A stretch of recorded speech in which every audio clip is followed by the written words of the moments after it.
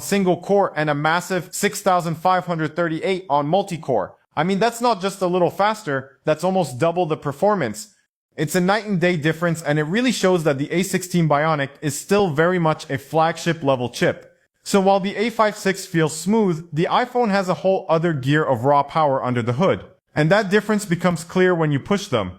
Now the cameras are a huge deal, and this is another fascinating comparison. The iPhone 15 has a dual camera system, a 48 megapixel main camera and a 12 megapixel ultra-wide. That 48 megapixel sensor is a big upgrade, and by default it uses pixel binning to create super detailed 24 megapixel photos. It also allows for a really high quality 2x telephoto zoom by cropping into the sensor.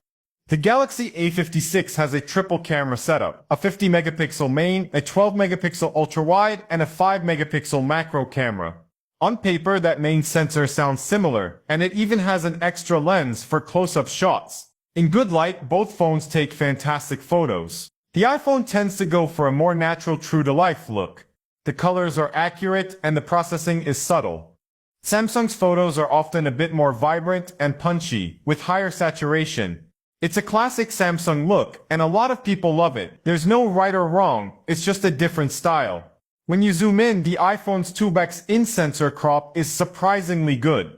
It's clean and detailed. The A56 relies on digital zoom, and it is just a different 2x level. The ultra-wide cameras are pretty comparable, both are great for those big landscape shots, but the A56 has that dedicated macro lens. It lets you get super close to subjects, and while it's only 5 megapixels, it's a fun tool to have that the iPhone just can't do.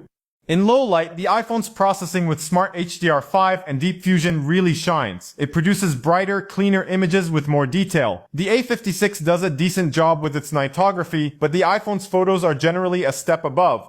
And when it comes to video, it's not really a contest. Apple is still the king of video on smartphones. The iPhone 15 records incredibly stable, detailed 4K video with features like cinematic mode and action mode. The A56 4K video is good, really good for a mid-ranger, but the iPhone's quality, stabilization, and color science are just on another level.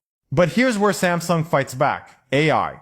The A56 is packed with awesome intelligence features like Object Eraser to remove things from your photos and Best Face to fix group shots. These are genuinely useful editing tools built right into the gallery, something Apple doesn't really offer. This really shows the different philosophies. Apple focuses on capturing the best possible photo right from the start, while Samsung gives you more tools to create the perfect photo after you've taken it.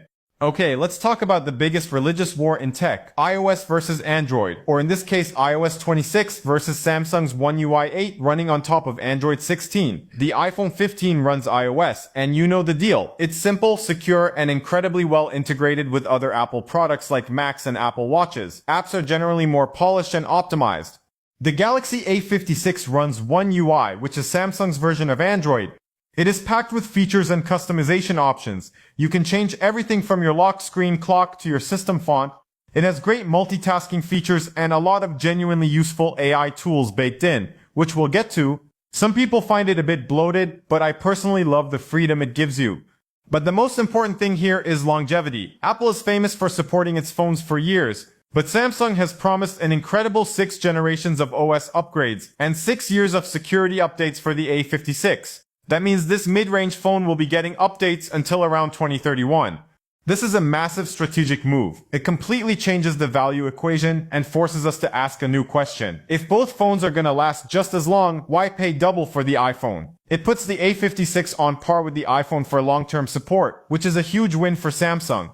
Battery life: everyone wants their phone to last all day. On paper, the A56 has a huge advantage with its 5,000 mAh battery compared to the iPhone's 3,349 mAh.